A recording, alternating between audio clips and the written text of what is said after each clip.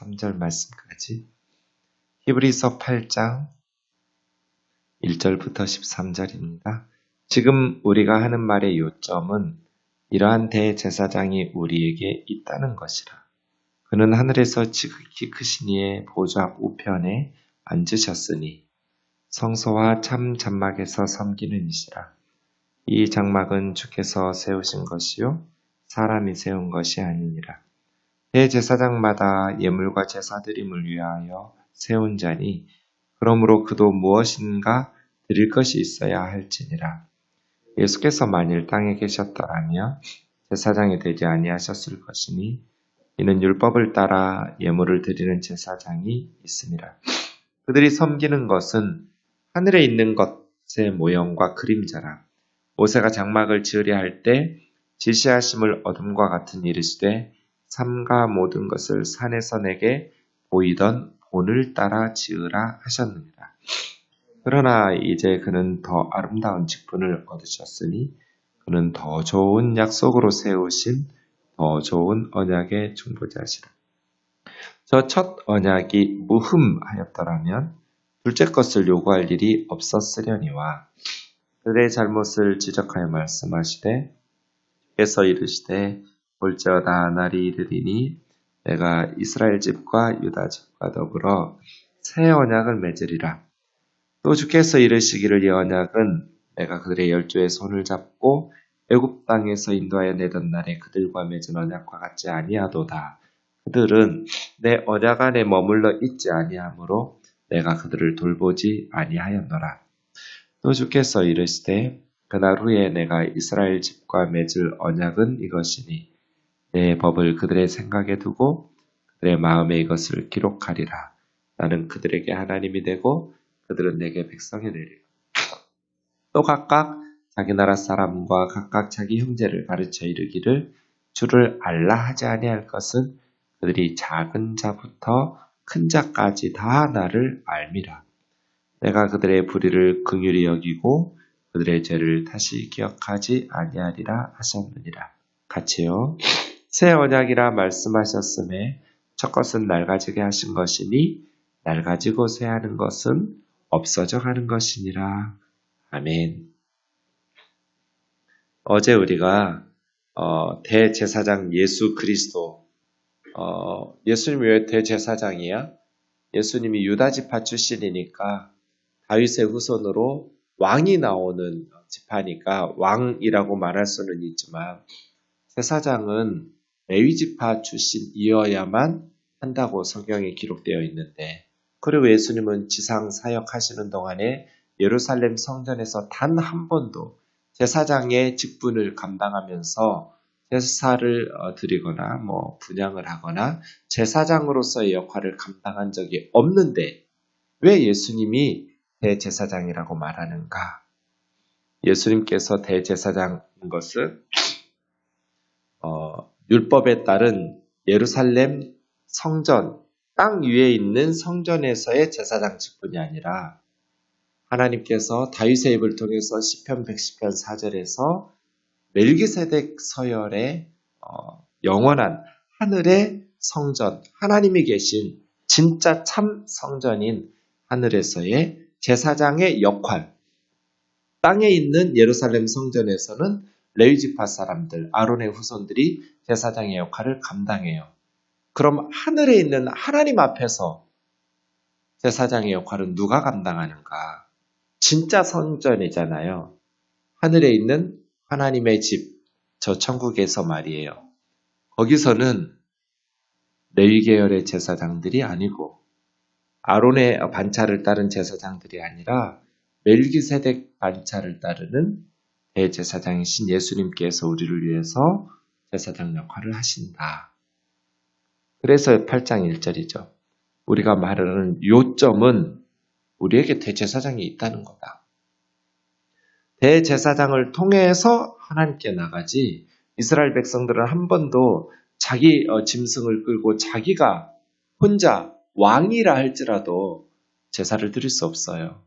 반드시 제사장을 통해서 하나님 앞에 제사 드리고 하나님 앞에 죄를 용서받고 지성소에 들어가죠. 제 제사장 통해서.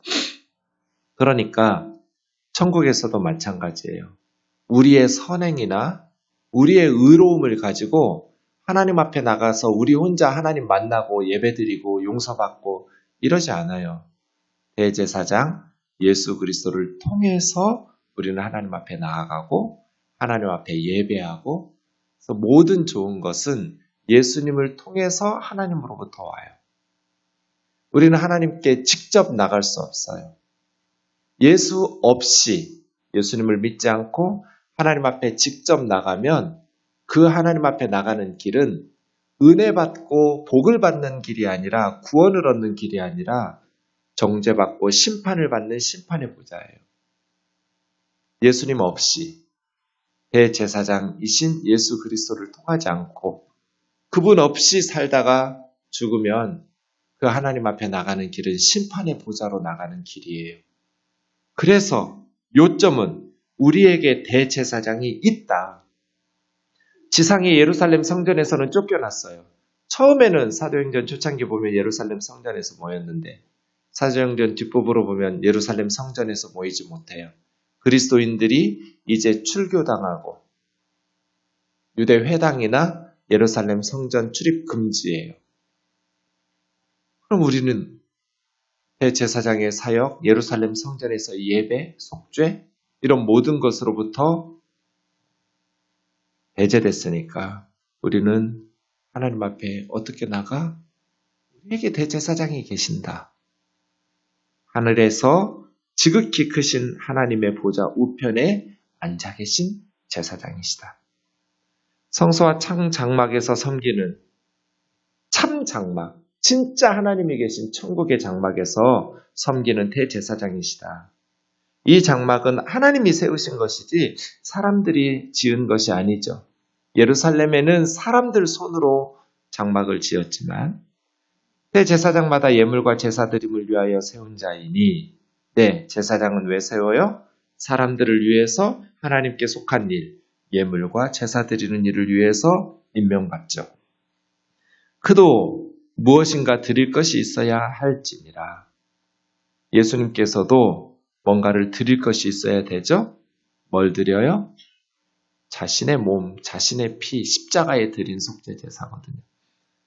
예수께서 만일 땅에 계셨더라면 제사장이 되지 아니하셨을 것이니 이는 율법에 따라 예물 드리는 제사장이 땅에는 있으니까. 그들이 섬기는 것은, 그런데 예루살렘에서 섬기는 그 제사장들의 섬김은 하늘에 있는 것의 모형과 그림자였다. 모세가 장막을, 성막을 지을 때 하나님께서 뭐라 말씀하셨어요? 출애굽기 25장 40절에 삶과 모든 것을 산에서 너에게 보이던 본을 따라 지으라. 모세야, 너에게 보여준 대로 이렇게 지으면 돼? 하고 모세가 땅 위에 지은 성막은 시내산에서 하나님께서 하늘에서 보여주신 모형이었거든요. 그러니까 진짜는 하늘에 있는 거죠. 하나님이 계신 것. 땅에 지은 건 하늘에 있는 것의 모형이고 그림자였죠. 그러나 이제 예수님은 더 아름다운 직분, 더 좋은 약속으로 세우신 더 좋은 언약의 중보자이신데, 더 좋은 언약, 더 좋은 약속은 새 언약이죠. 첫 번째 언약이 흠이 없었더라면 두 번째 새 언약을 요구할 일이 없었으려니와, 첫 번째 언약을 맺은 이스라엘 백성들의 잘못을 지적하시면서 유명한 예언이 있죠. 예레미야 31장 31절에서 34절. 그걸 인용하고 있어요. 새 언약을 예언하는 본문이죠. 예레미야 31장 31절부터 34절. 그 내용이에요. 주께서 이르시되 볼지어다 날이 이르리니 그러니까 미래에 그 말이죠. 새 언약을 예언하고 있어요. 예레미야는. 때가 되면 하나님께서 이스라엘 집과 유다 집과 더불어 남북 이스라엘 전체 12지파 전체와 더불어 새 언약을 맺으리라. 새로운 언약, 뉴 커버넌트예요. 주께서 이르시기를 이 새 언약은 내가 그들의 조상들 12의 손을 잡고 애굽에서 인도하던 날에 맺은 그것과는 그 언약과 같지 않다. 출애굽하면서 이스라엘 백성들이 모세와 함께 시내산에서 맺었던 첫 번째 언약이 옛 언약이에요. 구약이에요. 구약. 예. 이것이 시내산 언약이죠. 십계명 받고 했던 그 율법 받았던 언약이에요. 언약이라는 게 성경에서 굉장히 중요한 개념이라고 제가 신명기 설교할 때 말씀드렸는데요. 왜냐하면 여러분 남녀 사이에 사랑하고 연애하던 사람들이 연인에서 법적인 관계를 설정하는 공식적인 부부가 되는 관계로 발전하는 데 있어서 그 과정이 결혼식과 혼인신고죠. 연애할 때 아무리 죽도록 사랑해도 헤어지고 다른 사람하고 결혼했다고 해서 아무런 문제도 없죠. 왜냐하면 두 사람의 관계가 연인이었을 때는 아직 법적인 관계가 설정되지 않았으니까요. 그런데 결혼식하고 혼인신고를 하면 이제 다른 남자, 다른 여자하고 만나고 아무렇게나 자유롭게 그럴 수 없어요. 혼인신고하면 공식적이고 법적인 관계를 설정하기 때문이에요. 그래서 모든 관계들이 법적인 관계 안에서 보호받으면서 이제 그것을 해결하려면 법적으로 문제를, 이혼 절차를 법적으로 밟아가지고 공식적인 관계 정리가 들어가야 돼요. 달라지죠. 연인에서 부부로. 하나님과 우리 사이는 어떤 관계일까? 사랑하고 그냥 쿨하게 헤어질 수 있는 연인 관계일까? 아니면 목숨 걸고 상대방에게 헌신해야 되는 그런 부부 관계일까? 부부 관계. 하나님은 우리하고 그냥 오다 가다 만나고 사랑하고 마음이 변해서 다른 우상에게 가서 섬겨도 그래 쿨하게 잘 가 say goodbye 할 수 있는 그런 편한 관계를 맺고 싶은 마음이 없어요. 하나님은 서로를 위해서 목숨 걸고 충성하는 관계, 그런 관계 설정을 원하셨어요. 그런 관계를 설정하는 구체적인 방법, 결혼식이나 혼인신고 같은. 그래서 제가 주례를 할 때 항상 결혼식에서 가장 중요한 게 혼인서약이고 성혼선언이에요. 다른 건 하나도 중요하지 않아요.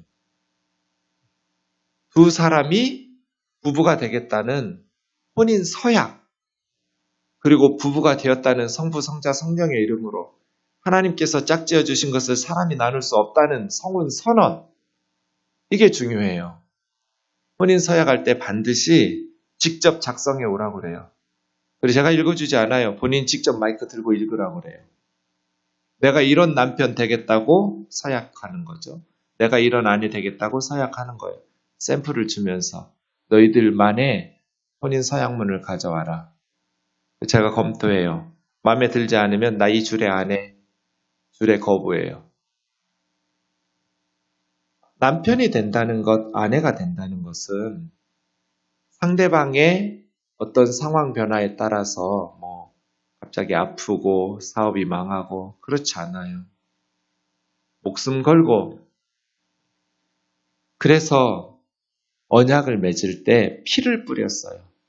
하나님 편에서 피 절반을 번제단 주위에 뿌렸고, 하나님께서도 내가 너희에게 약속한 것을 지키지 않으면 피 쏟고 죽겠다고 맹세하시는 거예요.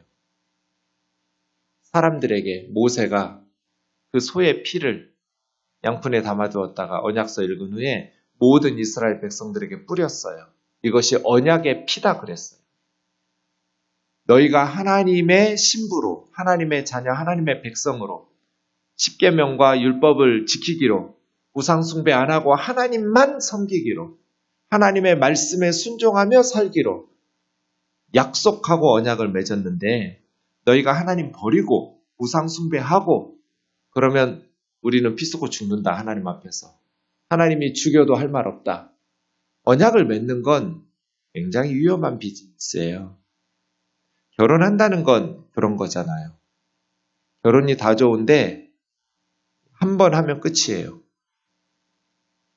연애하고 달라요. 그래서예요. 하나님 앞에서도 마찬가지예요. 왜냐하면 하나님은 우리하고 오다 가다 만나고 사랑을 나누고 헤어지는 그런 관계 맺기를 원치 않으시기 때문이에요. 영원히 함께 살기를 원하지 잠깐 만나고 살았다가 헤어지고 이런 관계를 원치 않아요. 그래서 피를 뿌려가면서 언약을 맺었어요. 그 언약의 핵심이 10절 끝에 있어요. 나는 그들에게 하나님이 되고 그들은 내게 백성이 되리라. 언약을 맺고 나서 하나님이 이스라엘의 하나님이 되셨고 이스라엘은 하나님의 백성이 되었어요. 예. 하나님이 되고 하나님의 백성이 되는 것이 피 쏟고 맺은 언약이에요. 그런데 그들의 열조가 애굽에서 나와서 첫 번째 언약을 맺었던 시내산 언약을 맺었던 이스라엘 백성들이 내 언약 안에 머물러 있지 아니하므로 언약을 깼어요. 사람들이 바람나 버렸어요. 우상 숭배하고 지들 마음대로 살아요. 언약이 깨졌죠. 그럼 뭐 해야 돼요? 피 쏟고 죽어야죠. 그래서 죽은 거예요. 언약이 깨져버렸어요. 그런데 예레미야를 통해서 새로운 언약을 맺으시겠다고 하는 거잖아요. 10절 주께서 그 날 후에 내가 이스라엘 집과 맺을 언약 새 언약은 이것이니 내 법을 그들의 생각에 두고 그들의 마음에 기록하리라. 첫 번째는 돌에다가 기록했는데 이제 하나님의 말씀을 백성들의 마음에 기록해요. 11절 각각 내가 자기 나라 사람과 자기 형제를 가리켜 주님을 알라고 하지 않을 것이니 작은 자부터 큰 자까지 다 하나님을 알아요. 하나님을 아는 지식이 확대될 거예요. 엄청나게 이전하고 비교할 수 없을 만큼 내가 그들의 불의를 죄를 긍휼히 여기고 다시는 기억하지 아니라 죄사함을 얻어요. 그러니까 새 언약에는 세 가지 특징이 옛 언약과 비교할 때 생긴 거예요. 첫 번째, 하나님의 말씀을 마음에 기록해요. 두 번째, 하나님을 아는 지식이 확대돼요. 세 번째, 죄를 용서받고 하나님께서 죄를 기억도 안 해요. 예수님이 십자가에서 왜 피를 흘려요? 성찬식 하시면서 받아 먹어라. 이것은 너희를 위해서 찢어지는 내 몸이다. 받아 마시라. 이것은 너희를 위해서 흘리는 바 나의 피 곧 언약의 피니라. 새 언약의 피예요. 예수님께서 우리가 받아야 될 그 피 흘림, 사형의 죽음을 생명 바침을 대신 받고 우리에게 새 언약의 관계로 들어가게 하시는 거예요. 자, 예수님 안에서 우리는 하나님의 말씀이 우리 마음에 새겨지고 예수 그리스도 안에서 우리는 하나님을 아는 지식이 구약하고는 비교할 수 없을 만큼 비교 자체가 불가능할 만큼 하나님을 아는 지식이 확대됐어요. 그리고 예수님의 새 언약 안에서 예수 그리스도의 십자가의 속죄제사 안에서 우리의 죄가 하나님 앞에서 기억하지도 않을 만큼 깨끗이 씻어졌어요. 이게 새 언약이잖아요. 새 언약이라 말씀하셨음에 첫 것은 옛 언약, 구약의 율법은 낡아진 것이고 낡아지고 새어지는 것은 이제 사라지는 거죠. 자기 역할 끝났어요. 예수님의 대제사장 되심은 이러한 새 언약의 약속의 근거예요. 그래서 이제 우리는 예수 그리스도 안에서 구원을 받죠. 이게 기독교의 핵심이에요. 세상 사람들은 이 교리를 이해하지 못하고 이기적이라고 그래요. 너희들만 천국 가고 우린 지옥 간단 말이야? 모든 사람이 다 죄인이에요. 탕자 둘째 아들만 죄인이 아니에요. 첫째 아들도 죄인이에요. 모든 사람이 죄를 범하였으며 하나님의 영광을 이루지 못합니다. 예수님 표현대로 하면 모든 사람이 다 지금 병자예요. 나는 병든 자라게야 의사가 쓸데없고 건강한 자에게는 쓸데없죠. 문제는 모든 사람이 다 환자예요. 우리가 몸이 아파요. 아파서 나 아프니까 의사 찾아가는 게 악한 짓이에요? 아픈 사람이 의사를 찾아가는 건 너무나 당연한 거죠. 우리 병자들이 참 의사이신 예수님 찾아가는 건 악한 게 아니에요. 그래서 고침 받았어요. 근데 다른 병자들도 다 아픈데 자기들 스스로 병든 줄을 몰라요. 죄인이라고 인정을 안 해요. 나만큼만 살라고 그래. 양심껏 살면 되지. 지금 우리나라에서 제일 위험한 사람은 법륜스님이에요. 너무 착해서 위험해요. 강도들은 육신적으로 사람들을 죽여요.